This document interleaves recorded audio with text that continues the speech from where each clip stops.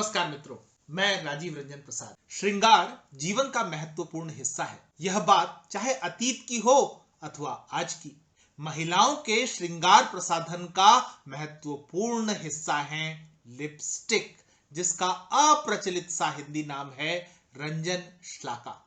प्राचीन भारत में होठों को रंगने के लिए जिन अवयवों का प्रयोग किया जाता था, उनमें से अधिकांश आज के लिपस्टिक की रचना में लगते हैं।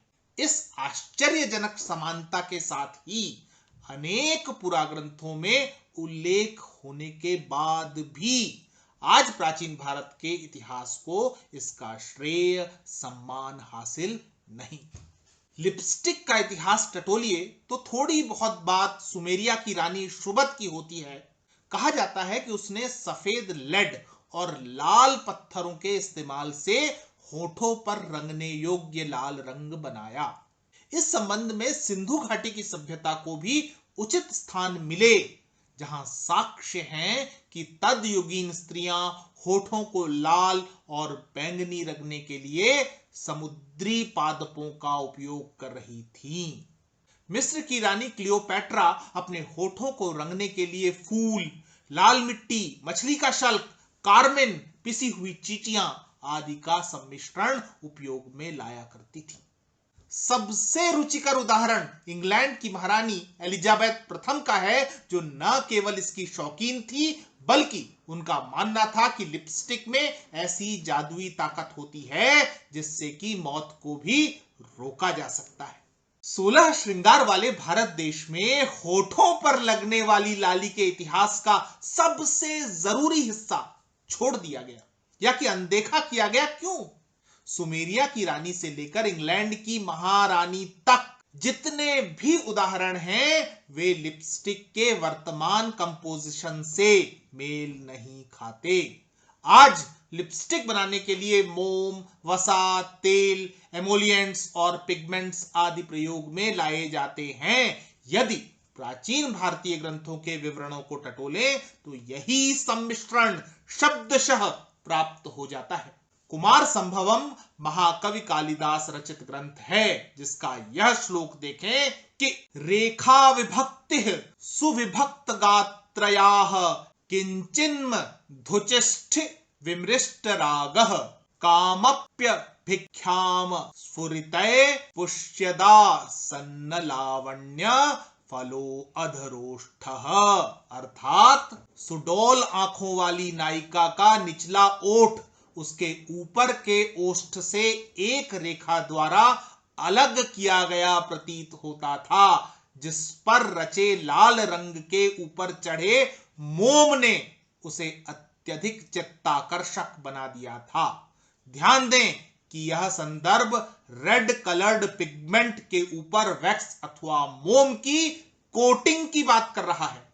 विवेचना की जाए तो पुराकृतियां बताती हैं कि अंगराग, आलक्तक, लाक्षारस आदि लगाने के पश्चात होठों पर मोम इसलिए भी लगाया जाता था कि पपड़ी न जमे। यह सम्मिश्रण आसानी से नायिका के शरीर का साथ और शोभा का त्याग करने वाला नहीं था। महाकवि भारवी रचित कृति किरातार्जुनीयम में उल्लेख मिलता है कि विपत्र लेखा निर्लक्त काधरा निरंजना क्षीररपि विभ्रतीह श्रियम। अर्थात माथे से तिलक मिट गया, होठों से लाक्षारस छुट गया और आंखों से अंजन भी पुछ गया, फिर भी उसकी शोभा बनी रही। कतिपय विवरण मिलते हैं कि स्त्रियों द्वारा होठों पर महावर लगाकर लोध का चूर्ण उस पर छिड़क दिया जाता था, जिससे वे आकर्षक प्रतीत हों। अजंता की गुफाओं में चित्रित नारियों के होठों पर जो रंग हैं, वे इसी क्रिया की परिणतियां बताई जाती हैं। मोम और रंग का सम्मिश्रण किस तरह होठों की शोभा में अभिवृद्धि करता था, इसका एक विवरण श्री हर्ष द्वारा रचित संस्कृत महाकाव्य नैषधीय चरित में भी प्राप्त होता है। उद्धरण है, निवेशितम यावकरागदीप्तये लगत्तदीयाधरसीग्नि सिकत्थकम रराज तत्रैव निवस्तुमुत्सुकम मूर्धनि निधूय सुधा सधर्मिणी। अर्थात दमयंती के होठों पर लगे लाक्षारस को चमकाने के लिए लगाया गया मोम मधु को छोड़कर अमृत के समान अधर में रहने के लिए बेचैन होकर उसके निचले होठों की परिधि में चिपक गया। उल्लेख यह भी मिलता है कि होठों को रंगने के लिए अन्य अवयवों के अतिरिक्त तांबूल अथवा पान भी प्रयोग में लाया जाता था। हर्षचरित का उद्धरण है, सकृदुप युक्तांबूल बिंबाधर कांतिः, अर्थात पान खाने से होठों की शोभा बढ़ गई थी। स्त्रियों द्वारा होठों पर लिपस्टिक लगाए जाने अथवा उन्हें रंगने के उद्धरण वात्स्यायन के कामसूत्र से लेकर कुट्टनी ग्रंथ तक विस्तृत देखे जा सकते हैं। कश्मीर नरेश जयापीड 769 से 812 ईस्वी के प्रधानमंत्री दामोदर गुप्त ने कुट्टनीमतम नामक काव्य की रचना की थी, जिसका उद्देश्य गणिकाओं के हथकंडों से भद्रजनों को मुक्ति दिलाना था। इसका यह काव्यात्मक चित्रण देखें, विभ्राणे अरुणिमानम सहजम जीव बंधु जीव रुचिम धरे यद लक्तक विन्यसनम तत्सया मंडन क्रीड़ा, अर्थात मालती के होठ स्वभाव से ही इतने लाल थे कि दोपहर के फूलों की लाली उसके होठों के आगे फीकी लगती, फिर भी उसने होठों पर जो लाक्षा रस लगाया हुआ था वह तो केवल उसके श्रृंगार का शौक था। संज्ञान लें कि लाक्षा रस लाल रंग का अवयव था, जिसको लगाने के बाद ऊपर से मोम का आलेपन किया जाता था। कहना न होगा कि प्रसाधनों की अत्याधुनिकता के पीछे शोध पुरातन का है, जिसे हम श्रेय देते ही नहीं। प्राचीन भारत की उपलब्धियां चतुर्दिक हैं, जिसका महत्वपूर्ण हिस्सा श्रृंगार प्रसाधन है।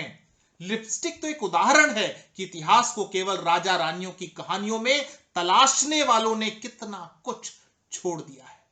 वस्तुतः इन छोटे छोटे प्रसंगों की समग्र विवेचना ही भारत को भारतीयता की खोई हुई पहचान पुनः प्रदान कर सकती है। रंजन श्लाका अथवा लिपस्टिक की कहानी भी इसका एक हिस्सा है। मित्रों, आज इतना ही। फिर मिलता हूं ऐसी ही किसी कहानी के साथ। अगर आपको मेरा ये चैनल पसंद आ रहा है तो कृपया इसे सब्सक्राइब करें। आप इस कहानी को लाइक या शेयर भी कर सकते हैं।